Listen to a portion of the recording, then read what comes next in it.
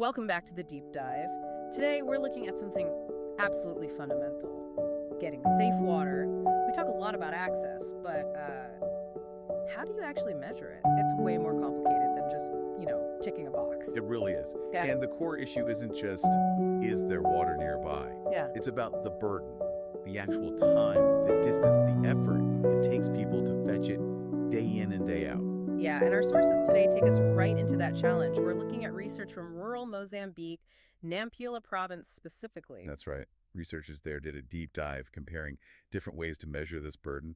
They looked at straight line distance easy to get from a map versus what people say about their travel time, which is common in surveys. And the goal here, our mission today, is to figure out how reliable those shortcuts actually are. Because if we use the wrong measurement, well, global health efforts could be way off track. Exactly. We need to know if these proxies, these easier measurements, truly reflect the reality on the ground. Policy decisions depend on it. Okay, so let's start with the basics. Why the big push to even include time and distance in the first place? What changed? Well, the scale of the problem is just immense. Think about it. As recently as 2012, almost half the world's population still had to leave their homes just to get water. Half the population, that's staggering. It is. And for a long time, the main global standard for tracking this, the UN's Joint Monitoring Program, the JMP, it had a major blind spot. Right, I remember this. They basically just asked if people use what was called an improved source. Yeah. Like a protected well or something. Exactly, an improved source. But it completely ignored how far away that source was or how long it took to get there and back. So a village could technically have access, even if the only good well meant hours of walking every single day. Structurally blind, as you said, and we now know that ignoring that time and distance has serious, massive public health consequences. Oh, absolutely. This isn't just about convenience. It's literally life and death. The research is pretty clear on this now. Yeah, tell us about that connection. Okay, so studies show a really strong link. If you can decrease the one-way walk time to water by just 15 minutes, that's associated with a 41% drop in diarrhea prevalence. 41%, just from a 15-minute shorter walk. And it doesn't stop there. That same 15-minute reduction is linked to an 11% decrease in mortality for children under 5. Wow, those are huge numbers. It really underscores that proximity is health. It really is. And then there are the other costs, the ones maybe less talked about. The physical toll of carrying heavy water containers over long distances year after year that leads to chronic pain, joint damage, injuries. And it disproportionately affects women and girls. Overwhelmingly. They do Yeah. most of the water fetching. And those long walks, often early in the morning or late in the evening, put them at a documented higher risk of gender-based violence. So the burden is real. Lives, health, safety. It all ties back to this question of distance and time. Which brings us back to Mozambique. How do you measure this reliably across, hundreds of households in remote areas? Right, that's the challenge. So the researchers in Nampula needed a baseline, a gold standard for what the actual travel distance was. And they didn't just, use GPS on a phone. No, much more rigorous. They used high-resolution satellite images, really detailed stuff, sub-meter in some cases. Okay. And they literally traced the paths, the dirt tracks, the little roads people actually use to get to their water points. They digitized all of that into a GIS system. Geographic Information System. Yeah. And then they used network analysis tools to calculate the shortest actual route from each house to its water source. That measured route distance. That's the ground truth. Got it. So that's the benchmark. Now let's compare the shortcuts. First up, straight line distance. The kind you'd measure, with a ruler on a map or using a basic GIS tool. Euclidean distance. Okay, so this was interesting. The correlation between that straight line and the actual winding route people walked was remarkably strong. How strong? The R-squared value, which tells you how much one variable predicts the other, was 0.98. 0.98. For anyone not living in stats, that's almost a perfect match, right? It suggests the straight line is a really good indicator. It's an excellent proxy in terms of correlation. If one goes up, the other almost certainly goes up. But, and this is the really crucial, but the straight line distance consistently underestimated the actual route distance. Wait, hang on. If the correlation is so high, why the underestimate? Shouldn't they be almost the same number? Because reality isn't straight. People have to walk around things, fields, trees, buildings. They follow the curve of the land. They use paths that aren't direct.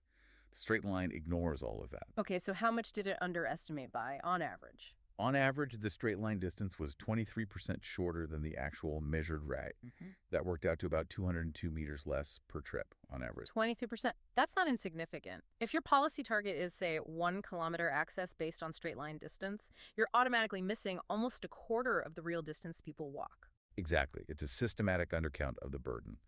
So, GIS, straight line distance.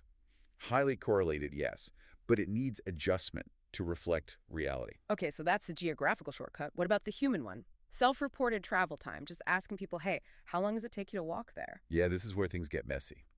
Compared to the reliable measured route distance, the correlation with self-reported one-way walk time was, well, it was terrible. How bad? The R-squared value was just 0.12. 0.12. That's basically noise. Almost no predictive power at all. Why are people's estimates so off? It seems to come down to recall bias. It's a repetitive task, often a tough one. Hmm.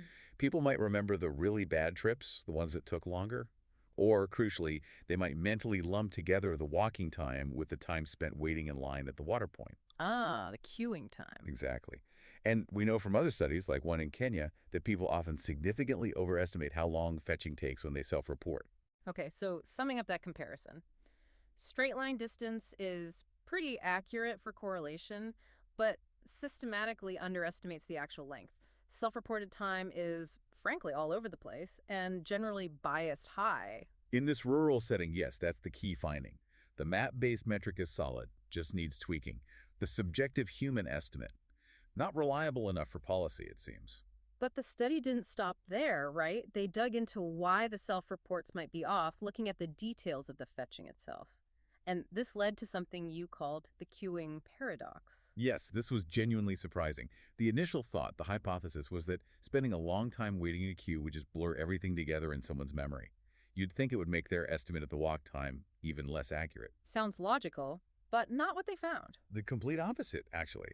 The accuracy of someone's estimate for their walk time actually got better the longer they spent queuing relative to the total trip time. That feels totally backwards. Why would waiting longer help you estimate your walk better? Well, the thinking is that the queue acts like a mental marker, a sort of cognitive break.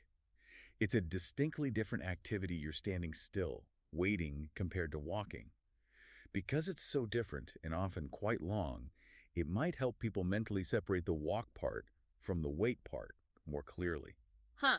So the annoyance of the queue actually helps clarify the memory of the walk. That's kind of ironic. It is, yeah. Yeah. Unexpected benefit of waiting in line, I suppose.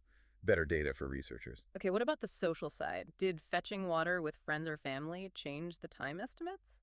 Interestingly, whether people went alone or with others didn't significantly change the accuracy of their walk time estimate. Mm-hmm. And this is another nuance. Go on. People who fetched water with companions reported, on average, a one-way walk time that was about 5 minutes longer than those who walked alone, even for the exact same route distance. 5 minutes longer just for having company. So maybe walking slower, chatting. That's the likely explanation. Right. Socializing, maybe taking a more leisurely pace.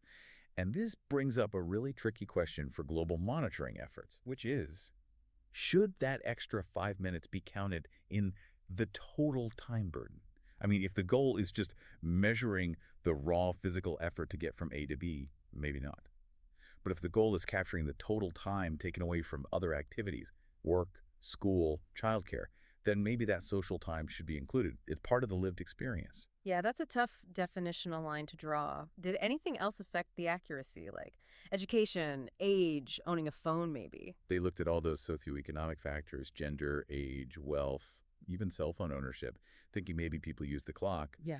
But none of them showed a statistically significant link to the accuracy of the time estimates in this particular study group. So the unreliability seems pretty consistent across different people, at least here. Okay, let's pull this all together. What does this mean for the people actually making policy, classifying communities? How much does the picture change depending on which metric you pick? Oh, it changes dramatically. It can completely alter whether a region looks like it's meeting its goals or failing miserably. Let's use some standard thresholds people talk about. Okay, give us an example using distance first, say a 1 kilometer threshold for access. All right.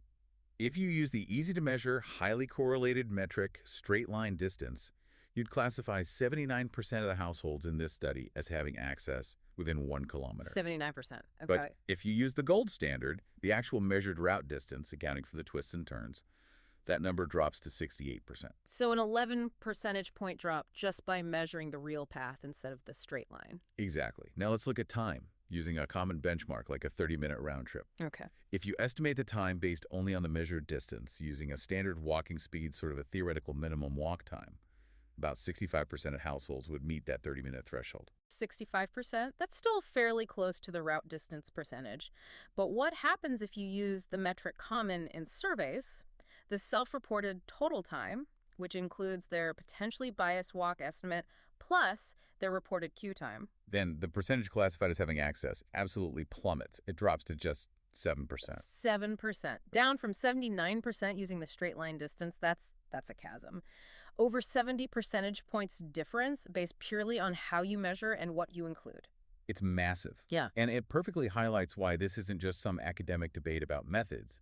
Choosing to measure a straight line versus asking about total time, including queues, gives you entirely different narratives about progress. One says mostly solved, the other says huge crisis. Wow. Okay. So the takeaway here seems pretty clear. Straight line distance is a useful connected measure, but it undercounts the real walk. Right.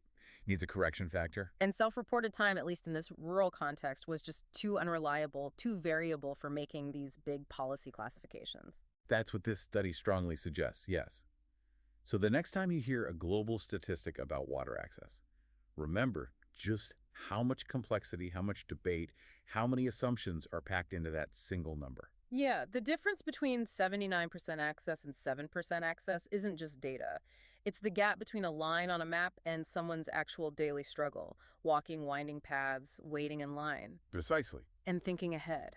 We know straight line distance misses things like hills, difficult terrain, dense forests, which obviously slow people down even more than just path winding. That's right. It underpredicts the route distance, and it doesn't capture the effort related to terrain. So given that we have better and better satellite data, more computing power, what's the next step? Well, that's the big question, isn't it? How can we leverage technology, smarter GIS, maybe AI analyzing satellite imagery, to create distance or even effort estimates that automatically account for terrain, elevation gain, land cover, the actual winding paths, without having to manually measure every single route or rely on flawed self-reporting? So bridging that gap between the view from space and the reality on the ground. Exactly. Making the technology reflect the true human burden. That's really the challenge for ensuring equitable water monitoring going forward.